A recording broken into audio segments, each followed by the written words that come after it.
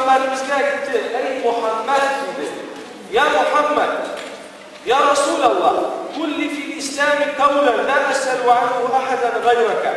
Ey Muhammed Aleyhisselam, siz naşutlu bir söz eyt.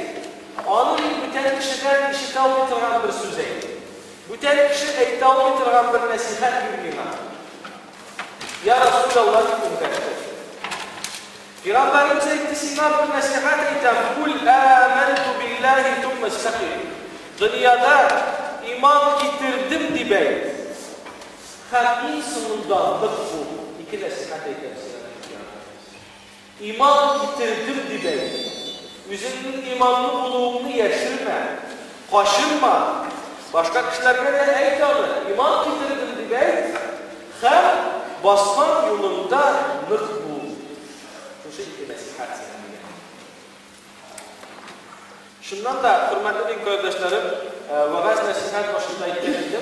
Dinge basuşlar esbir, basmandan sınkiriden arttı yakka, yani tiskeri yakka bulup kişilerde esbir.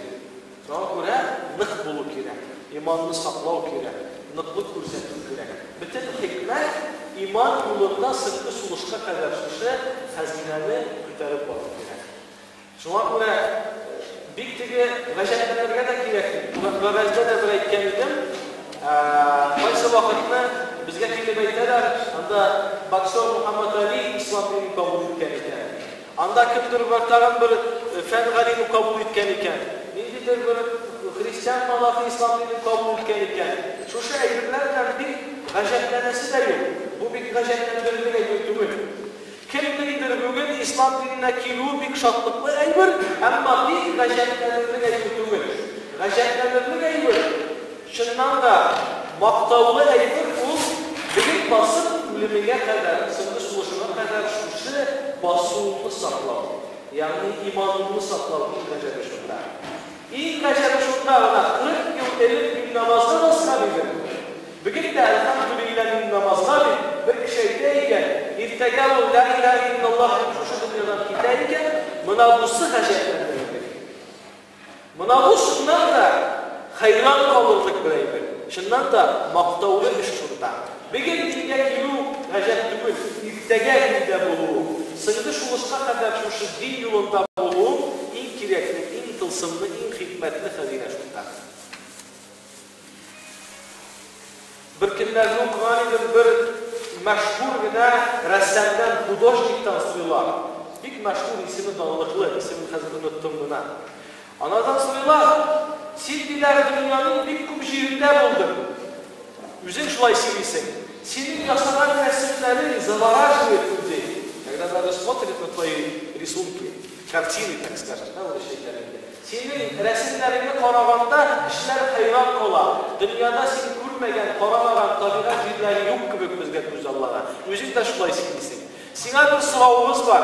Dünyada en acayip, en hayvan kaldırılır bir aybir kurdun musun? Şunu silerle bizge güzellar. Bu hodaj degayda bir küp gajab aybirler kurdum beni yüz gıbırımdaydı. Hem şundan da bir küp nerseni tabiatın matulluğun qaysı bir matul jirlerini kolum bilen resim yasarga nasip buldu bilmedi. Ama en gajabı benim durmuşumda şunsı buldu deyim. Mene de bir zor kişi şakırgan idi. O elektrek bulgan bir nerseyi, patça da bir zor kişi patça şakırgan idi. Kanıga şunun kızlarına girdi, iş girdi.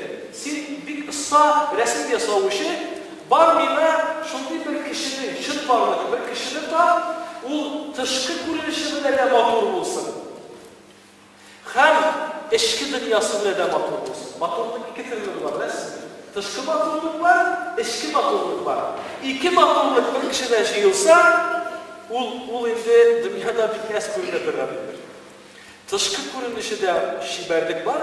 Hem ilk kıymetli satarında ul eşki şiberlik. Bu padşaya hikayette değil. Şu şimdi bir kişinin de eşki maturluğu olsun, hem tışkı maturluğu olsun diye. Mindi, şundan da şimdi kişinin taban eşik bir uzak yürüdü. Qaysı bir kişinin tışkı kuruluşu bilen bir maturluğu olar, bütün kişinin turunda gün aşarsın. bir minçilik kişilik, kısıtlı kişilik değil, adı resimli olmuyor. Kaysi bir kişi eşki kumulabilen bir matolukla tutuşuk kuruluşunda bir tege resim yazarlığı olmuyor. Bir kızarız nerede? Günlerden bir gününde kır yalınlarımızdan vaktinde bir kütüşünü kurdum diye. Bir yigit, yaş yigit. 17-18 yaşındaki bir yaş yigit kütük değil. Ben bunu kurdum da şundan da bunun birinciden yüzündeki nur, şunda bir maturluğu, şiberliği var idi, hayran oldum diye. Bu kütüşü yigitini kaysınız bilerdik, birleşip avurma vardım diye. Anın eti enlilere de, tuğanlara da, komşulara da, dostlarına da gittiler ki, o dışkı kuruluşu bilen de maturluğu, anın eli eşki maturluğu var. Siz bilseniz o gün diye eybet kişi. O bir taşanda kişide aşulana da bilmeyin. Ağır söz deyip de bilmeyin. O bir teki, gacak, hayvan kişi deyip. Ben o kütüşü yanına kildim, yigit yanına kildim de biraz sileşlerden sınışından da anın yanından indidir bir anlatıp bulmaytırgan yılıdır, mur var idi. Keşiktir bu kişigen teki hacetlerine ruhi bir vaşit duası olmuş yani. Hem binanın reksel sıradım da anın resmini yasadım diye, suretim. Suretim yasadım da padişaha teki kişigen gittim diye, buna şu kişi. Şundan da sureti de matur ışıktır, nurlu ışıktır. İşki dünyasında neçiktir yatırmıştır.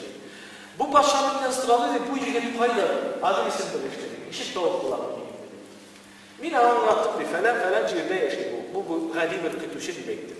Hem şuna gittirip padişaha bildim, bu resim için bilgili akşamalarımda da gittim diye. Şuna gittirip bir 5-6 yıl uzup gitti. Günlerden bir gününde bu padişah beni tam şakırıp aldı. İstediğinden de 5-6 yıl elek sinar bir 5 kuşkanıydı. Dışkı kuruluşu bile de matur, eşki dünyası bile de matur bir kişinin suretini yazarı yani. İstediğinden isimde, hazır daha bir kişiyem sinar. Dışkı kuruluşu bile de bir gacep maturluğuna, hem eşki dünyası bile de bir başar kişi olan bir kişinin resmini yazarı yani. Ben devam edildi, hem yola çıktım. Elbette, kayısız kişiler, teki dışkı kuruluşu bile indirdiği olsalar da eşki bütünlüğünde, maturlmasına da eşki maturluğu olaydı gittik bütünlüğünde. Bunda kişinin izlerim değil. Dışkı kuruluşlarında, eşki kuruluşlarında maşar kişinin izlerim değil. Bir kızak tamamladım. Mina gittiler, isindirmeye vardı ettiler. Maşar kişiler dışından koyuyorlar bütünlüğünde. Küpçenin anlayınca yakşılarında da gelmekten koysular. Kübrekle bizim vakitte gayipsiz kişilerden de kübrekle geldi. Bunu eliki vakitini belki başka da işaret olandır. Bu maşar kişilerden kübrekle, citerlerden. Şundan da bu sözünü tımladım da tilmege vardım. Tilmege varıp kırdım, paradım dışkı kuruluşu bile de kərtigi tilme sakçılarından sıradım, kişilerin işlegen maşartları turunda da bir kişiyle kursettiler diye barmaktılar. Bu tilmeden oturuşu en yaman kişi budur dediler. Şundan da bitleri şişini bitken, tırnağı bitken, teki başından Gacep, bitti hayrat diye paramaslık derecede hurkınış, kapkara bittiği günah karanlığına bittiğine çıkardı diye. Mina'nın yanlarına oturdum, rıhsatı artırmadım dedi. Bu kişinin suretini yasa başladı. Suretini yasa götürdüm, dik yine karan oturdum Mina'nın. 6-7 yıl ellik yasaran bir resiminin kopyasında olup kilgeni dedi, sınavını kilgeni. Şulay ettirip, teki birisine karaganda bu tilmede oturmuş ettiği kişi ukrip yılı başladı. Ukrip yılı başladı. Benim ihtibarımda cələ bitti sıradım bundan deyil. Ne ki olmuşsun, nəsə oldu, ben sizin adına olmak getirmedim. Ben sizi tanıdım, bunda tilmede yeri geldim diye ettiği kişi. 6-7 yıl dedik, benim matur suretini yasanan ikinci suretini de benim suretini. Hazırki yasagan suret deminlik gibi bizim biləsizdir. 6-7 yıl ilk yasagan şu matur suret deminlik gibi. Min hayran oldum diye. Nəsə buldu sinna? Min o günlərdə hayran olğan idim senin şiberliğine, senin durumda yaxşı sözlərine hayran olğan idim. Nəsə buldu senin bilərdi genç? Oğul mina qısqa şirasıyla gitti değil. Sen benim suretimi yasak bitkeşmin bir imanlı, gıybədəli, zikirli bir kişidir. Sen benim suretimde yasak beklenmensin, bir köpüdür vakıktansın, matşak edildi. Benim kızım var deyip kızımı dinlerim. Hem benim patşalıkta olup gitti değil. Ben kadar molluqqa əzir bulmanlıq önəmli yaşı andağı bayılıq, andağı şoşı xəzinələr ya xarab mübasıldır. Akırınına atış oyunlar oynayı başladı. Günlərin bir günündə şulay ittirib atış oyunlar oynayı başlamış, araqılıqqa, işkişilikə, zinara kırıb batqaş yeni batça gevlikdən qub şıqardı. Batçalıqdan qub şıqardı, talaq etdi qızımları. Şulay ittirib atış oyunlar oynayı günlərin bir günündə aşılanıb gidib iki kişini ötürdü. Hem şuşu türməgən etdi. Benim durmuş halim şulay. Tegi resim yasalı şeyde hayran aldığım şuna kişiler işittiz üzgara alırlar. Eller indi ferişte derecesinde bulunan kişi de eğer de üzerinin matulluğun, bir işki matulluğunu saklamasa, üzerinin imanına itibarı olmasa olanı bittiz yolda. Şulay yok. Aralarda kişiler aralarında şunlar da var. Bir bızık kişiler de eğer de din yoluna, iman yoluna basıp gitseler, öz işlərində əşləsələr, əlbəttə olarlar. Bu vəqəzgə beyləm silə qırğın sözüm şu, hürmətli din qardaşlarım, indi qabatlanıb getəm. Demək, din yolunda bunu, din yoluna basın bir qədirli qiymətli bir xəzinə. Əmmə lakin onu saxlav, qayıslaqını avur da, həm saxlav durur ki, zor qiymətlidir. Bugün sen imanla elhamdülillah, sınkı suluşuna kadar, şulusumuzda kadar şuşu iman yolunu saxlav, bizden en zor buluşumuz.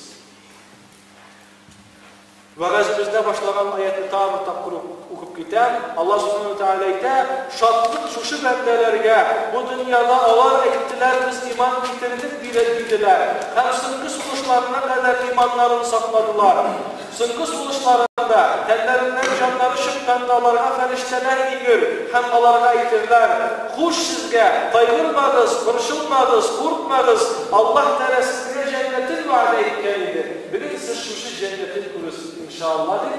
Şuşundi bəndelər arasında Allah tələ həmmələrimizə bunlara nasib etsin inşallah.